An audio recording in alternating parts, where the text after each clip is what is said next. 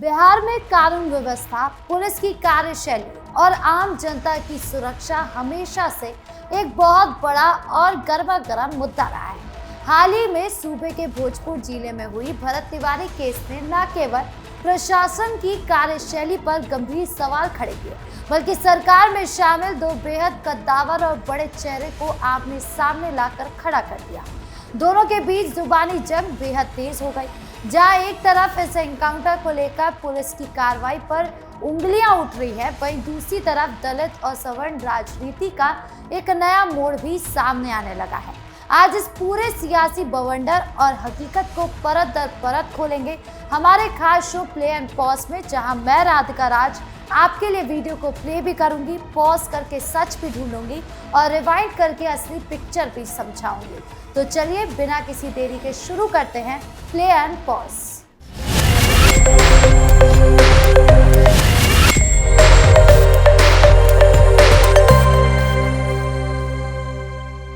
चिराग पासवान जो करते हैं वही हम करेंगे। इस मामले में हमने बहुत पहले कह दिया है, हमारा व्यू स्पष्ट है कि वहाँ पर पुलिस ने जो कार्रवाई की है वो एकदम सटीक कार्रवाई की है, और नहीं तो पुलिस ही मारे जाते। उसका कारण है, ऐसे तो न्यायिक जांच बैठ गई है, कुछ भी कहना, किसी प्रकार की बात करना उचित नहीं है। तो न्यायिक कार्य को, न्यायिक सुझाव को प्रभावित करना होगा। लेकिन हमारा कहना है कि अगर वो ठीक आदमी थे तो schedule caste, schedule tribes act का केस क्यों लगा था उन पर? अगर आप सोशल मीडिया पर वायरल हो रहे पहले वीडियो को ध्यान से देखें तो केंद्रीय मंत्री जीतन राम मांझी का स्टैंड आपको हैरान कर देगा। जहां सब इस एनकाउंटर पर सवाल उठा रहे हैं, वही मांझी पुलिस की कार्रवाई को बिल्कुल सही बता रहे हैं। उनका साफ कहना है कि पुलिस ने आत्मरक्षा में गोली चलाई, नहीं तो खुद पुलिस वाले मारे जाते। वीडियो में वो चिराग पासवान के पीड़ित परिवार से मिलने जाने पर तीखा तंज कसते हुए नजर भी आए। वो कह रहे हैं कि जो चिराग करेंगे क्या हम भी वही करेंगे। मांझी ने मृतक के बैकग्राउंड पर भी सवाल उठा दिए कि अगर वो सीधा था तो उस पर पहले से SC/ST एक्ट केस दर्ज क्यों था और उसके पास अवैध हथियार कहां से आया। वो तल्ख अंदाज में कहते कि सरकार ने जांच के लिए आयोग बना दिया है, फिर भी कुछ लोग इसे मर्डर बताकर बिहार के शासन को बदनाम कर रहे हैं। अगर उन्हें इतनी ही जल्दी है तो बिना जांच के ही दोषी अफसरों को सीधे फांसी पर चढ़ा दो। मांझी का ये बयान साफ दिखाता है कि वो पुलिस के साथ है और चिराग की सियासत के पूरी तरह खिलाफ है, जिसने सरकार के अंदर की खींचतान को सरेआम ला दिया है। और किसी भी सभ्य समाज में कतई स्वीकार नहीं किया जा सकता जिनके ऊपर कानून व्यवस्था को बनाए रखने की जिम्मेदारी है। ऐसे में अगर वही लोग कानून को अपने हाथ में लेंगे तो बिहार की जनता का विश्वास कानून से उठ जाएगा।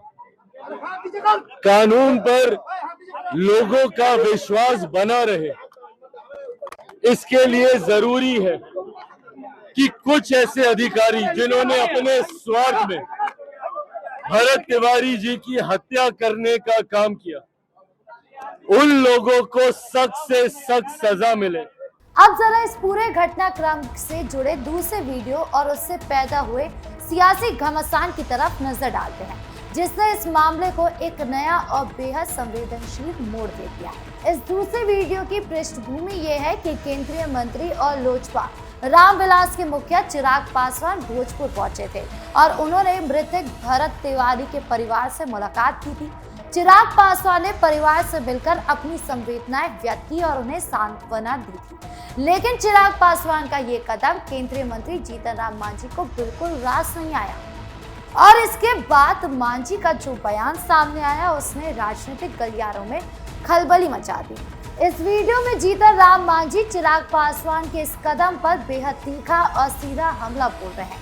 मांझी सवाल उठाते हुए कहते कि जब बिहार के अलग अलग हिस्सों में दलितों, महादलितों या पिछड़ों के साथ अत्याचार होता है, जब उनकी हत्याएं होती है, तब चिराग पासवान और उनके जैसे दूसरे नेता उनके घर आंसू पोंछने क्यों नहीं जाते? मांझी ने कैमरे के सामने बहुत ही कड़े शब्दों में कहा कि एक खास वर्ग यानी कि स्वर्ण के व्यक्ति की मौत पर इतनी राजनीति क्यों चमकाई जा रही है। उन्होंने चिराग पासवान का नाम लेते हुए सीधे सीधे निशाना साधा और उनके इस दौरे को केवल राजनीतिक फायदा उठाने का एक जरिया करार दिया।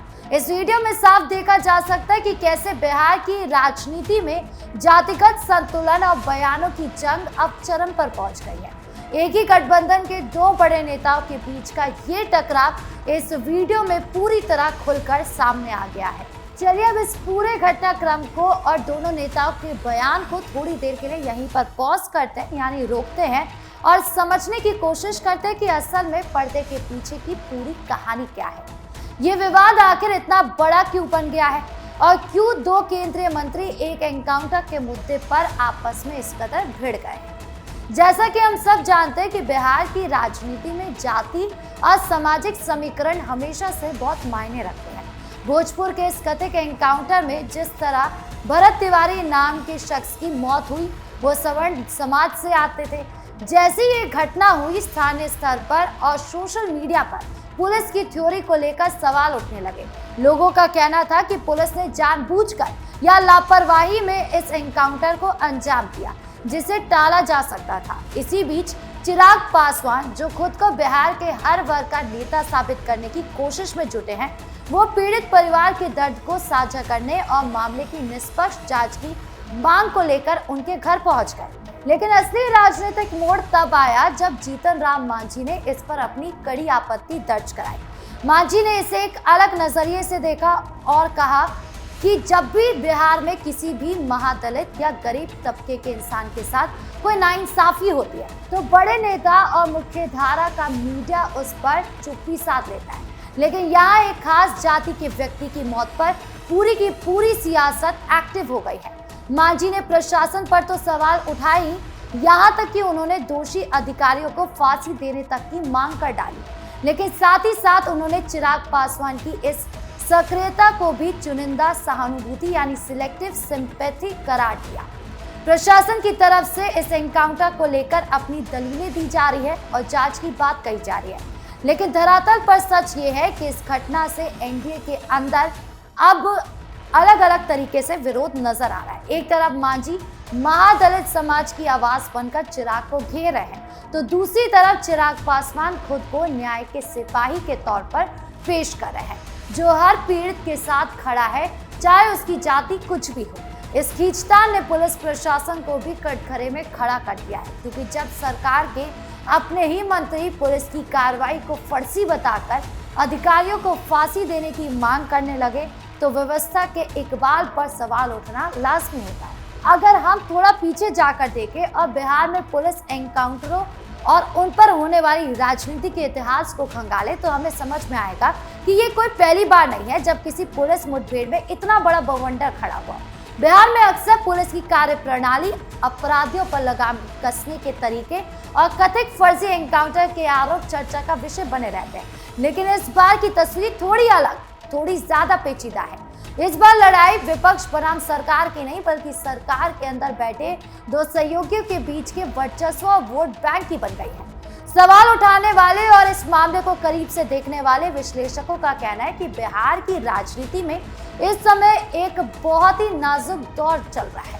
चिराग पासवान अपनी राजनीति का दायरा बढ़ाकर खुद को दलितों के साथ साथ सवर्णों के बीच भी लोकप्रिय बनाना चाहते हैं।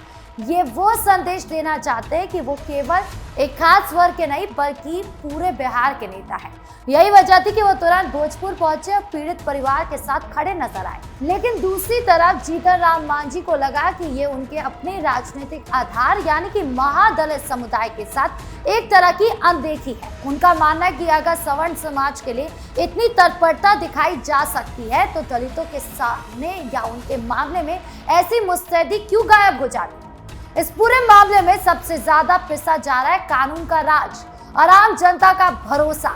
एक तरफ जहां पीड़ित परिवार न्याय की गुहार लगा रहा है और पुलिस की थ्योरी को पूरी तरह से नकार रहा है, वहीं दूसरी तरफ प्रशासनिक महकमा इस राजनीतिक लड़ाई को देखकर असमंजस में है।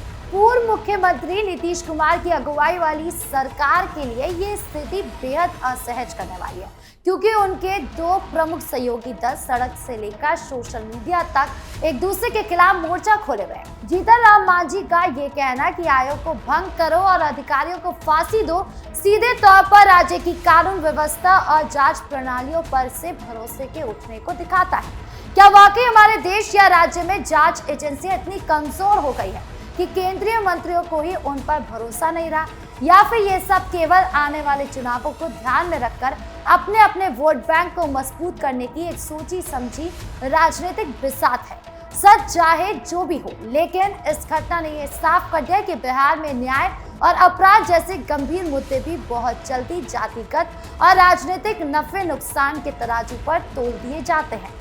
आपके इस पूरे मामले को लेकर क्या राय है, कमेंट बॉक्स में जरूर बताएं। वीडियो को लाइक करें, शेयर करें और चैनल को सब्सक्राइब करना ना भूलें। धन्यवाद।